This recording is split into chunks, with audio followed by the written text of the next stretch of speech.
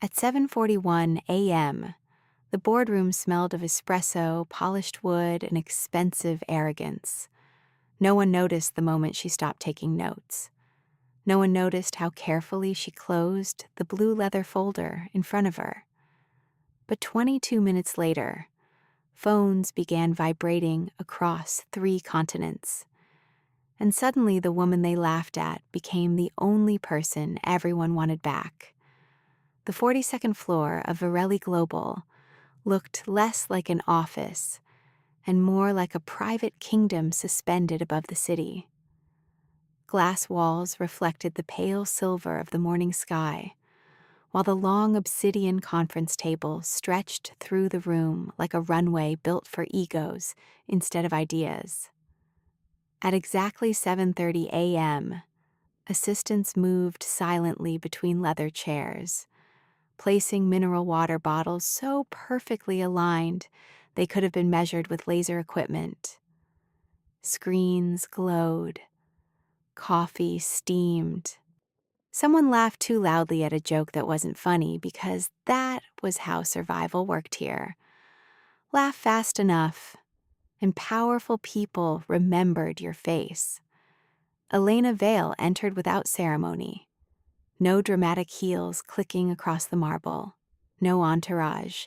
Just a charcoal gray suit, a tablet under one arm, and the kind of calm expression people often mistook for weakness right before discovering it was discipline. Most executives barely looked up. That was normal. For 3 years, Elena had been the invisible architecture behind several of the company's largest international negotiations. She built frameworks, stabilized impossible partnerships, and repaired deals moments before collapse. Yet in meetings, credit flowed upward like champagne in crystal towers. Men with louder voices collected applause for strategies Elena had quietly designed at midnight with cold coffee beside her keyboard. And she let them. At least until that morning. The chairman, Richard Holloway, arrived 7 minutes late wearing a navy suit that probably cost more than some employees earned in months. His smile entered the room before he did. Sharp, polished, performative. The kind of smile that belonged on magazine covers beside headlines about leadership and vision. "Let's make this quick," he announced, dropping into the head chair. "Some of us have businesses to run." A few executives chuckled immediately. Elena opened her folder. Inside was the final negotiation structure for the Helix Consortium deal, a massive international infrastructure agreement worth $2.3 billion over 6 years. The contract had consumed her life for 11 months. She knew every clause, every risk exposure, every pressure point hidden beneath the diplomatic language. And more importantly, so did the clients. Because unlike the board, the clients actually listened when she spoke. "Before legal signs off," Elena said evenly, "there's a compliance issue regarding the Singapore Transit subsidiary. If we push execution before revision, the consortium may freeze authorization." Silence settled briefly across the table. Not thoughtful silence. The other kind. The dangerous kind that appears right before someone decides to humiliate another person for sport. Richard leaned back slowly, fingers folded over his expensive watch. Then he laughed, not loudly. Worse, softly. Like the entire thing amused him on a biological level. "I don't shake hands with people at her level," he said, glancing toward the CFO beside him. "And now apparently I'm supposed to redesign billion-dollar negotiations because she feels nervous?" The room erupted with restrained laughter. One executive lowered his eyes into his coffee cup. Another smirked openly. Someone near the windows whispered something Elena couldn't hear, followed by another ripple of amusement moving around the table like a cold draft. Richard looked pleased with himself. He always did after shrinking someone. "Elena," he continued, smiling as though explaining economics to a child, "these clients want confidence, not hesitation." She held his gaze. No anger, no embarrassment, which somehow made several people in the room uncomfortable, because humiliation usually came with visible damage, red cheeks, defensive explanations, nervous speech. Elena gave them none of it. Instead, she calmly closed her folder. One precise movement, leather against paper, soft, final. The sound barely registered in the room, yet something about it caused the CFO, Martin Graves, to glance up from his notes. "Elena?"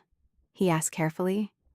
She stood, smoothed the sleeve of her jacket, and for the first time that morning, every executive in the room actually paid attention to her. "You're right, Richard," she said quietly. "Confidence matters." Then she picked up her folder and walked toward the door. No dramatic speech, no threats. Just controlled silence wrapped in professionalism so sharp it almost cut the air.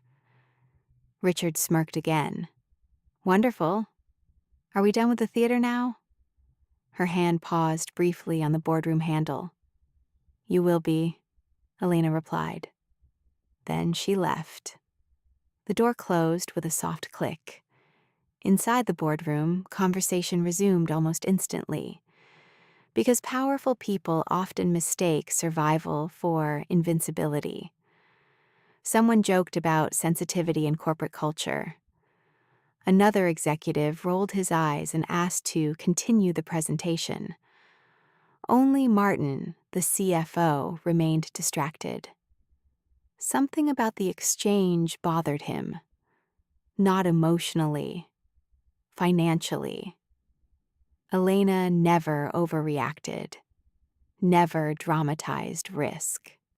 In fact, one reason clients trusted her was because she spoke like an air traffic controller during turbulence, calm enough to make panic feel irrational. If she walked out, something was wrong. At 7:52 a.m., Martin checked his inbox. Nothing unusual. At 7:57 a.m., his phone vibrated once, a message from International Legal. Urgent. Helix representatives requesting postponement of execution call. Martin frowned. By 8:01 a.m., a second notification arrived, then a third, then a fourth. Conference call canceled. Zurich delegation unavailable. Singapore office requesting immediate review.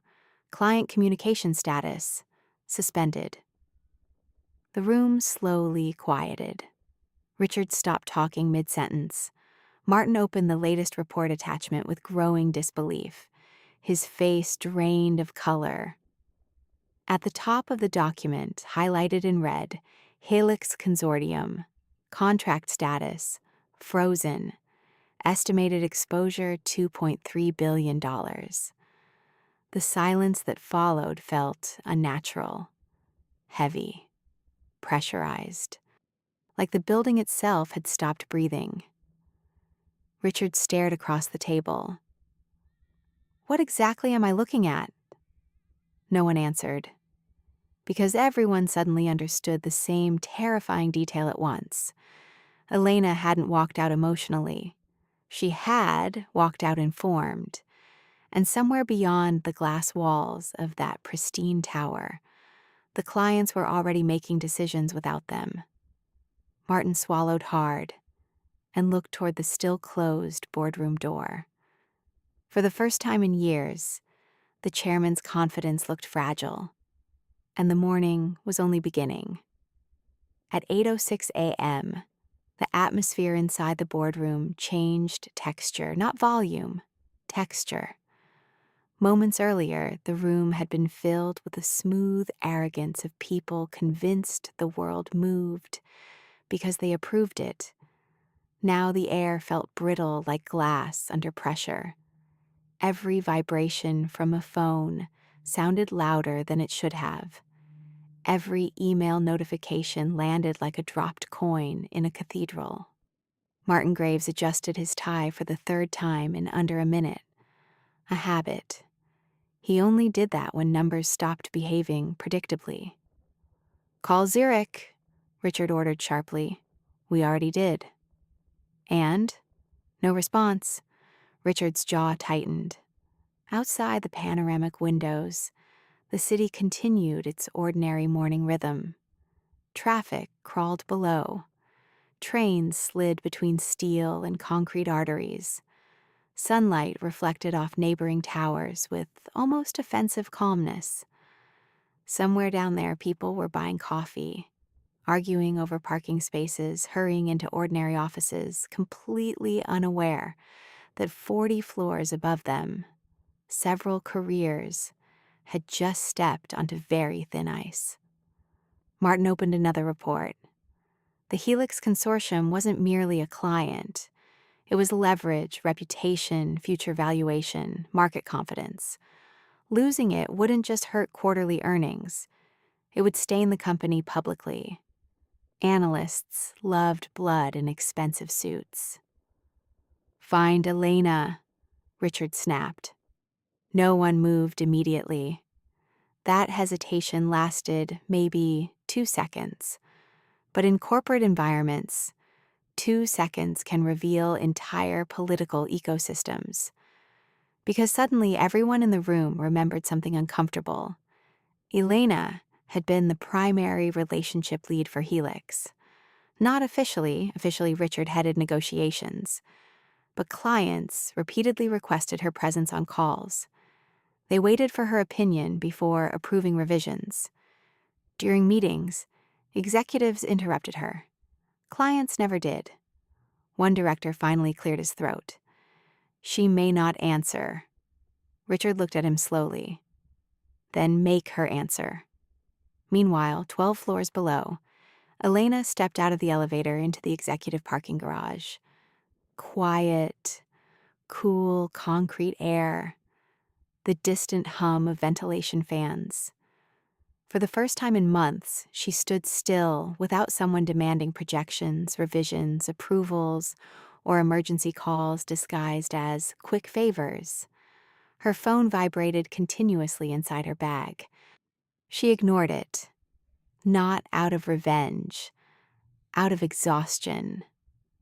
There's a specific kind of fatigue that develops when competence becomes permission for exploitation.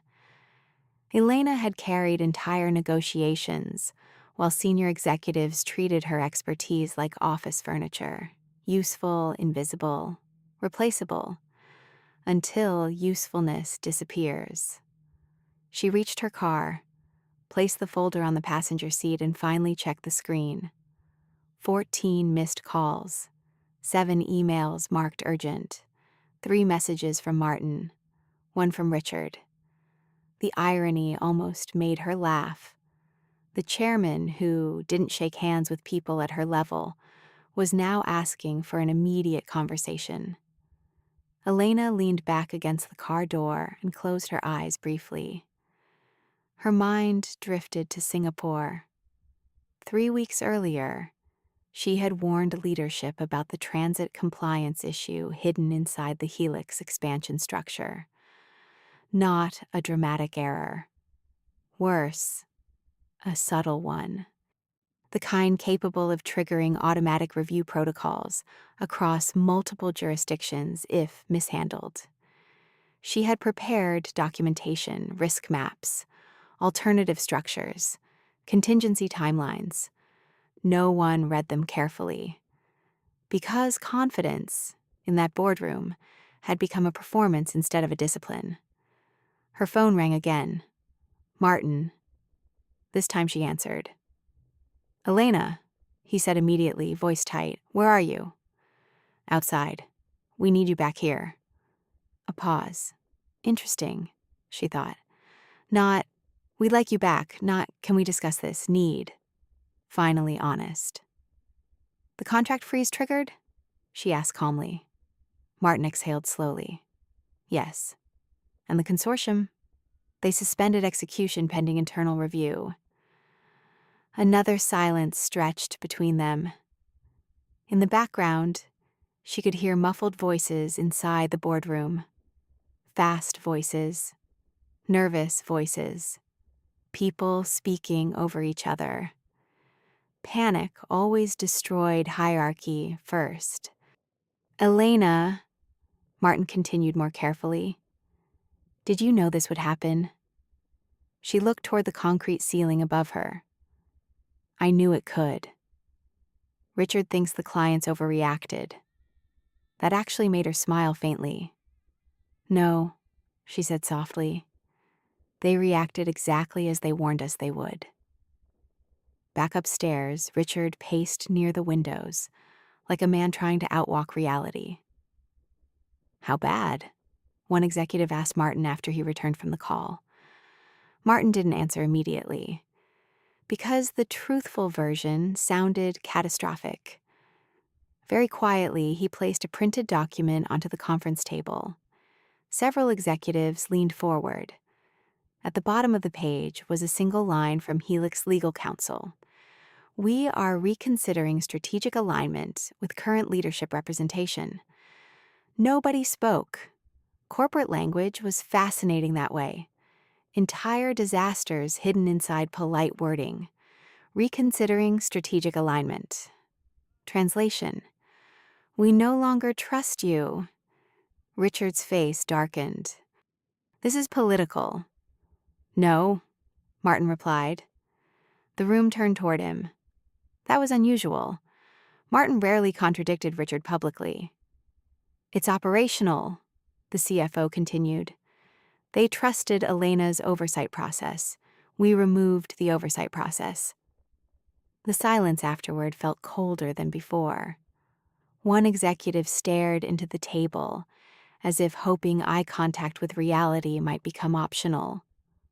Another discreetly opened a stock tracker beneath the conference screen. Richard noticed.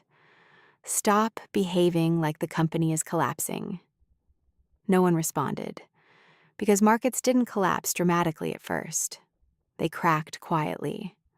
One client, then another, one frozen contract, then delayed approvals. One uncomfortable article from financial media. Then suddenly analysts started using phrases like instability, leadership concerns, internal dysfunction. Martin's assistant entered carefully with a tablet in hand. Sir, London just postponed the acquisition call. Richard turned slowly. Postponed? They cited uncertainty. The word floated through the room like smoke. Uncertainty. In finance, uncertainty spreads faster than truth. Martin looked again toward Elena's empty chair, still pushed slightly away from the table from when she stood up earlier. Such a small detail. Yet now it looked almost symbolic, like the room itself knew something the executives hadn't understood until too late. And somewhere across the city, Elena finally started her engine, not knowing that before the morning ended, people who ignored her for years would begin competing desperately for 5 minutes of her time. Because power changes shape very quickly when frozen contracts enter the conversation. If this tension, corporate chess, and quiet power shifts pulled you in, stay with the story. The next chapters change everything.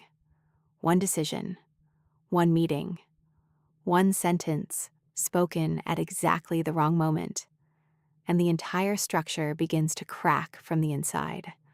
By 8:24 a.m., rumors were already moving faster than official communication. That was the real bloodstream of corporations, not strategy decks or quarterly reports, but whispers traveling through elevators, encrypted chats, and half-closed office doors. Something happened in the boardroom. Helix froze the contract. Elena walked out. Richard lost control. Every retelling sharpened the edges. On the 42nd floor, assistants suddenly avoided eye contact. Senior managers walked faster. Even the coffee station, normally crowded with people performing casual confidence, stood nearly empty. Fear had entered the building, and fear, unlike authority, never needed a title badge. Martin Graves sat alone in his office reviewing timelines. The city skyline stretched behind him in muted gray-blue layers, but he barely noticed it. His attention remained locked on the compliance memo Elena had submitted 19 days earlier. 19. The document was detailed, precise, impossible to misunderstand, and completely ignored. He removed his glasses slowly. There was a dangerous realization forming in his mind now, one he hated because it implicated everyone, including himself. This wasn't a communication failure, it was a culture failure.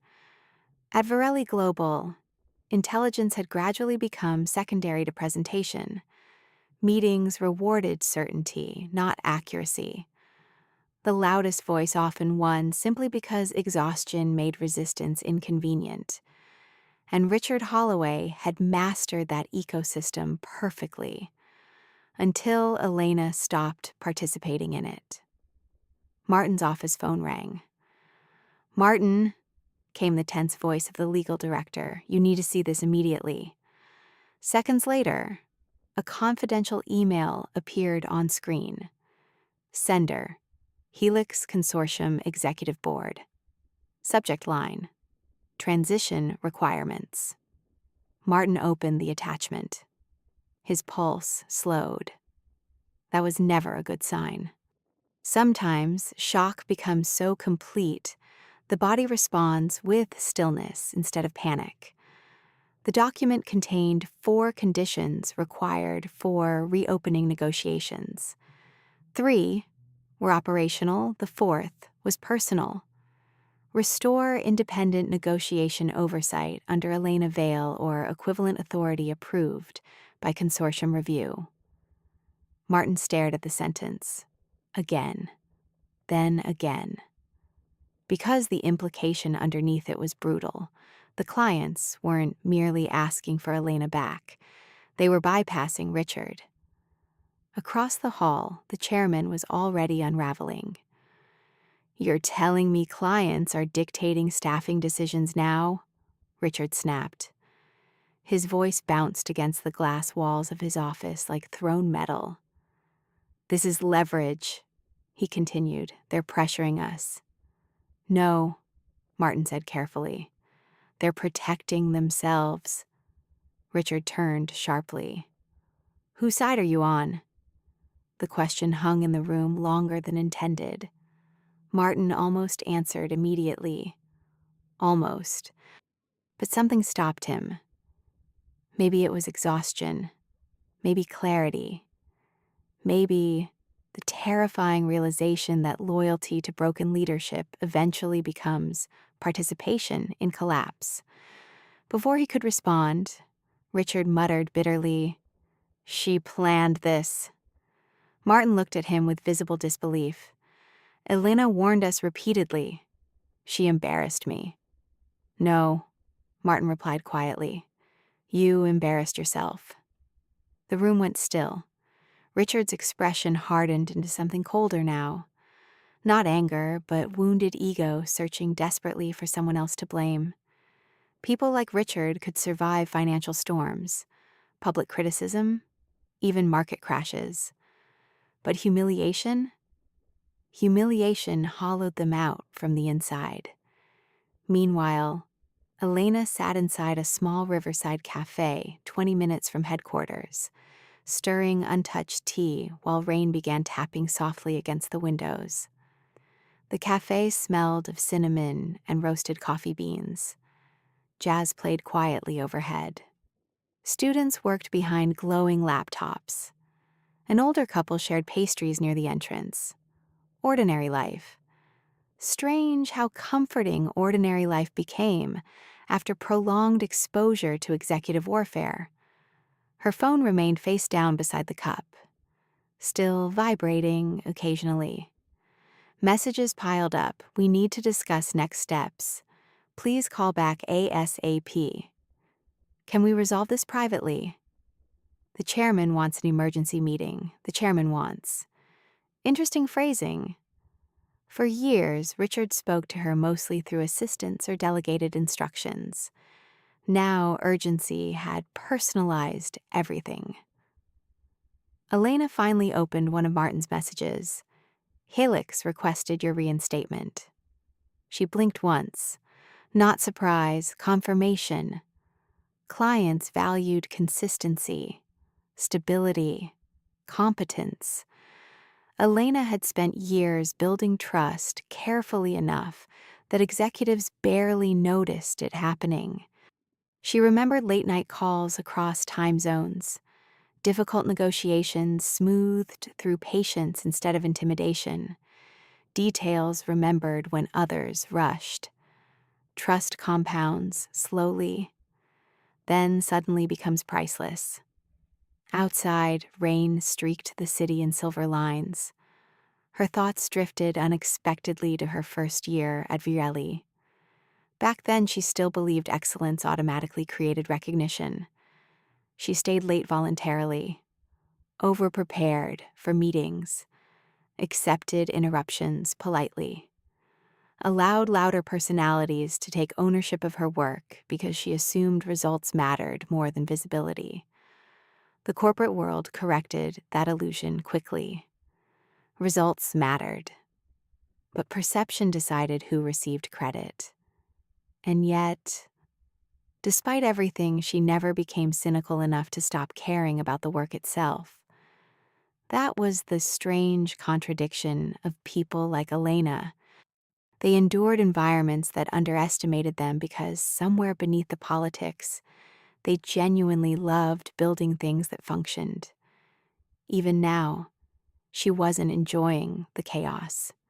She was grieving it. Her phone lit again. This time, a different name appeared. Adrian Chen, lead representative from Helix Consortium. Elena answered immediately. "Good morning," Adrian said calmly. "You move quickly." "We move carefully," he corrected gently. She smiled faintly. That sounded like him. For nearly a year, Adrian had watched how meetings inside Virelli actually functioned. He noticed who solved problems versus who narrated them. Clients always noticed more than executives believed. "I assume you've seen the freeze notice," he continued. "I have." A pause followed. Then Adrian spoke more quietly. "Elena, we trusted you. The moment you left that room, several people on our side interpreted it as a warning." She closed her eyes briefly, because that was exactly what it had been. Not revenge, warning. "I try to prevent this," she said. "I know." Outside the cafe window, traffic lights reflected across wet pavement like scattered fragments of neon watercolor. The city looked softer in rain, less arrogant somehow. Adrian continued carefully. "The board wants to know whether you intend to return. Not can. Not will they allow it. Intend." The distinction mattered. Elena looked down at the untouched tea slowly cooling between her hands. For the first time in years, the leverage belonged entirely to her. And somewhere high above the city, inside a boardroom now drowning in tension, powerful people were beginning to understand the cost of mistaking composure for insignificance. By noon, the markets would start asking questions. But by then, the real damage would already be impossible to hide. At 9:12 a.m., the first financial blog published a headline. "Virelli Global delays Helix execution meeting amid internal review. Careful wording. Neutral tone." But inside the financial world, neutral headlines were often early smoke before visible fire. By 9:19, analysts began messaging investors privately. By 9:26, three industry journalists contacted Varelli's communications department requesting comment. And by 9:31, Richard Holloway stopped pretending the situation was temporary. The chairman stood near the boardroom windows, with both hands behind his back, staring at the skyline as though dominance alone could reorganize reality. Behind him, executives spoke in low, fragmented bursts. "We need a containment statement. Legal says don't mention internal conflict. If Helix walks, the Singapore expansion collapses too. Has anyone actually spoken to Elena directly?" That last question lingered, because despite all the emergency meetings, strategic calls, and aggressive language about leadership authority, nobody had solved the central problem. The one person capable of stabilizing the situation no longer trusted the people asking for help. Martin Graves watched the room carefully. Funny thing about crises, they reveal personalities with surgical precision. Some people became louder, some disappeared, some searched desperately for scapegoats, and a rare few finally became honest. Richard turned abruptly. "Get her back here." No one moved. "I'm serious." "We know," Martin replied. "Then why is nobody doing anything?" Martin looked directly at him. "Because nobody knows if she still wants to save us." Silence. Sharp silence. The kind that slices through a room instead of filling it. Richard opened his mouth to argue, then stopped. Because for the first time all morning, he encountered something unfamiliar. Consequences that couldn't be managed through authority alone. Meanwhile, Elena remained at the cafe long after her tea had gone cold. Rain continued outside, softer now, turning the streets into reflective ribbons of gray and gold. The morning rush had faded. Conversations around her blended into a low, comfortable hum. For the first time in months, nobody needed anything from her immediately. That feeling should have been satisfying. Instead, it felt strangely empty. Her laptop sat open before her, displaying drafts, compliance charts, negotiation structures, pieces of a deal she had spent nearly a year constructing carefully enough to survive political egos on 3 continents. People often imagined corporate negotiations as aggressive rooms full of power plays and dramatic ultimatums. In reality, the most valuable deals were built quietly. One solved concern at a time, one relationship at a time, one earned trust at a time. That's what Richard never understood. He thought charisma closed contracts, but trust closed contracts. And trust had memory. Her phone vibrated again. This time it was a video call request from Martin. Elena hesitated before accepting. The CFO appeared instantly, looking older than he had 2 hours earlier. His office lights were off despite the daylight behind him. Tie loosened, collar open. The polished executive mask was cracking around the edges. "Elena." "Martin." Neither spoke for a moment. Finally, he exhaled. "This is worse than we thought." "How bad?" "Tokyo suspended partnership discussions 15 minutes ago." She looked down briefly, not surprised. Contagion had started. In high finance, uncertainty spreads like fractures through ice, invisible at first, then suddenly everywhere at once. Martin rubbed his forehead tiredly. "The board wants an emergency session at 11. "And Richard?" "He wants you there." A faint, ironic smile touched Elena's expression.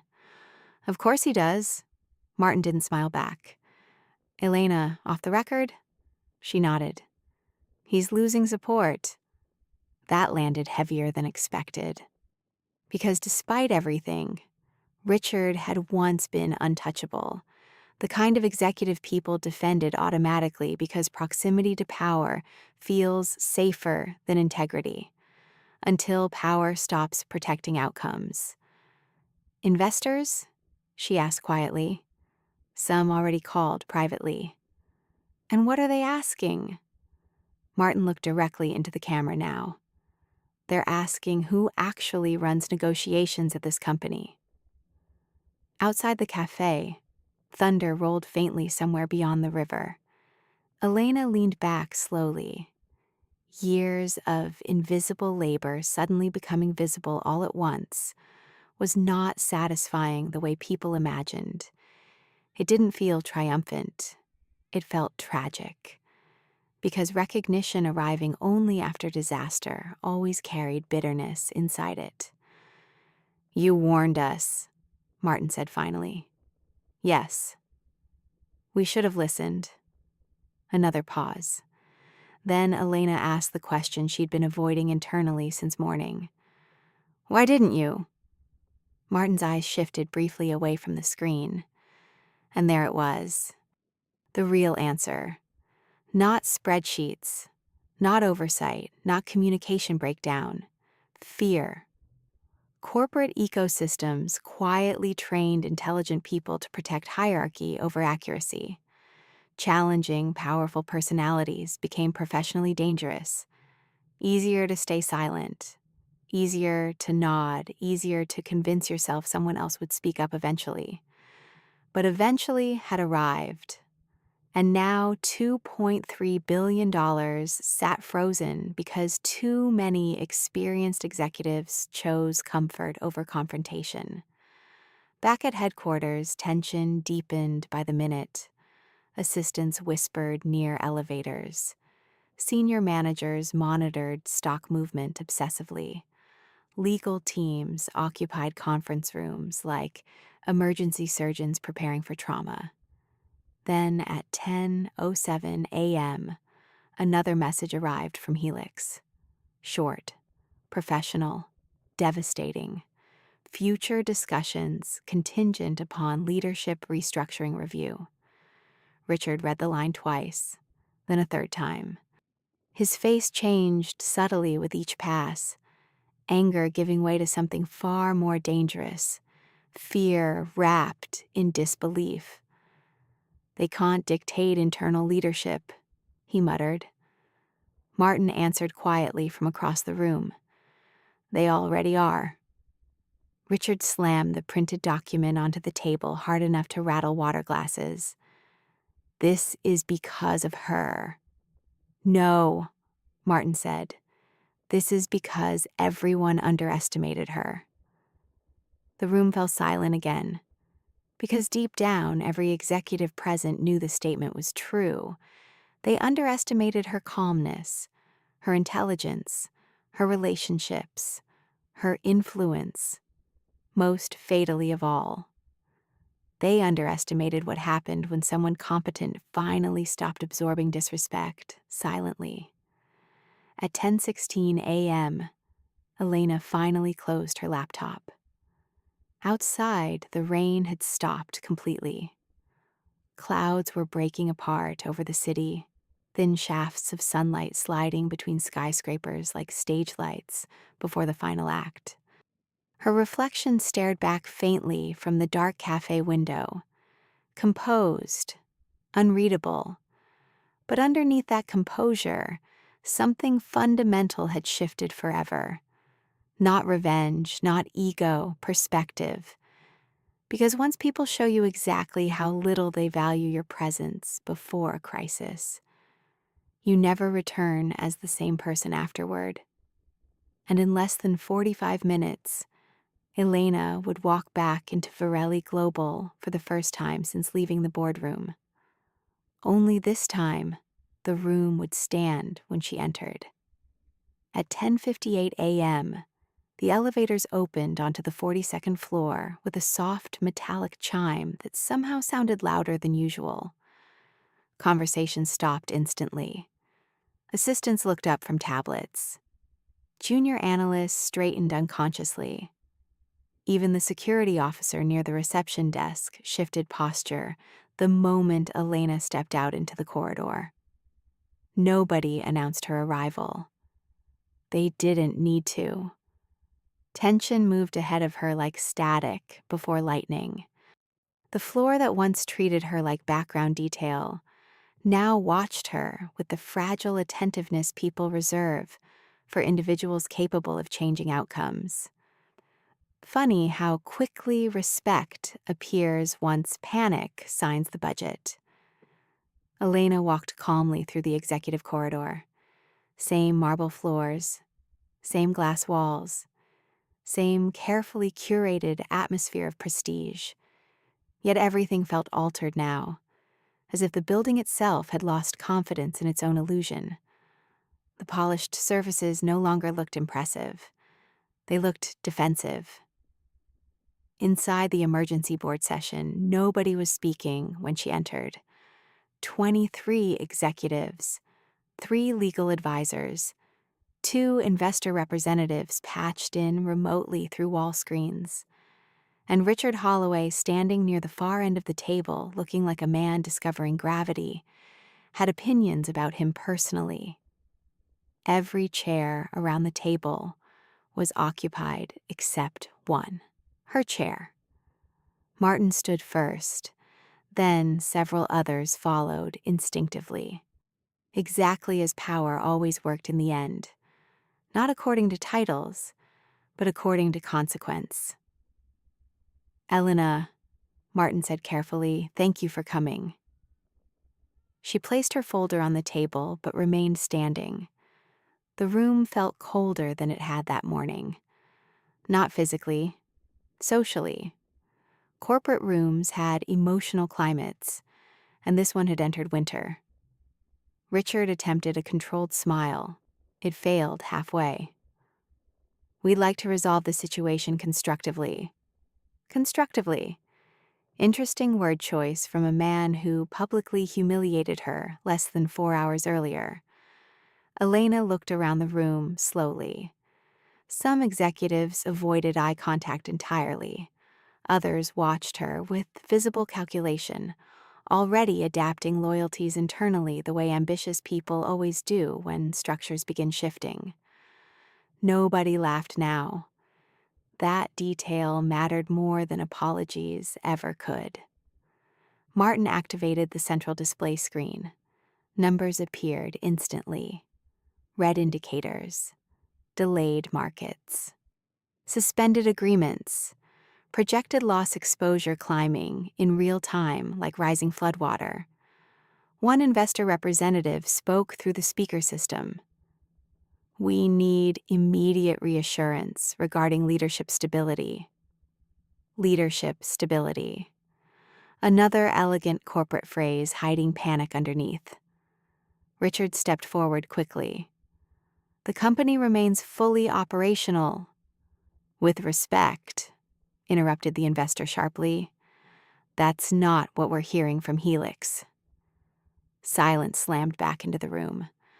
Richard's jaw tightened, and for the first time in years, nobody rushed to rescue him from discomfort, because the ecosystem protecting him had cracked. Elena finally sat down, calmly, deliberately. The smallest movement in the room somehow became the center of gravity for everyone else. Martin turned toward her carefully. "Helix requested independent negotiation oversight under your authority." Richard immediately cut in. "Temporary oversight?" Nobody acknowledged the correction. Elena folded her hands together lightly atop the folder. "What exactly are you asking from me?" Direct question. No emotional framing, no performance. That unsettled the room more than anger would have, because anger creates drama people can respond to. Calmness forces honesty. Martin answered first.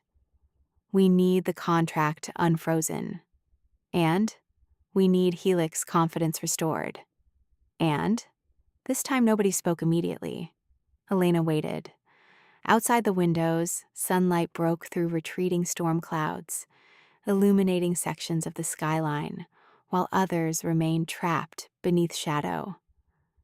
The city looked divided against itself. Finally, Martin said the part everyone had been avoiding. "We need you back. Not consultant, not advisor. Back." Richard inhaled sharply as if the word itself offended him. Elena noticed. Of course she noticed. People like Richard spent entire careers believing leadership meant occupying the highest chair in the room. They never understood that real influence often belonged to whoever others trusted once the room caught fire. She opened the folder slowly. Inside were compliance revisions, contingency frameworks, restructuring pathways. Every solution they now desperately needed, prepared weeks ago, ignored weeks ago. One legal advisor scanned the documents with widening eyes. "You already solved most of this." "I tried to." No bitterness in her voice. That somehow made the sentence worse. Richard stepped closer to the table. "Elena, let's not make this personal." For the first time all morning, several people visibly reacted. Because everyone there knew it had become personal the moment he decided public humiliation was leadership. Elena looked directly at him, measured, steady. "Richard," she said quietly, "you made it personal before breakfast." The silence afterward felt enormous. One investor on the speaker muted his microphone accidentally, but not before. A faint whispered, "Jesus Christ," slipped through the audio. Nobody acknowledged it. Richard's face flushed darker now, somewhere between anger and disbelief. Men accustomed to authority often react to accountability the way spoiled empires react to winter, shocked it arrived at all. "Elena," Martin interrupted carefully before the situation detonated further. "What would it take to stabilize Helix?" That was the real question. The only question. Every person in the room leaned into the answer, whether they realized it or not. Elena closed the folder gently. Then she spoke with the same calm precision she used during negotiations, except now every word landed with surgical weight. "First," she said, "the Singapore compliance structure gets rebuilt entirely." Martin nodded immediately. "Second, all consortium communication moves through independent review." Another nod.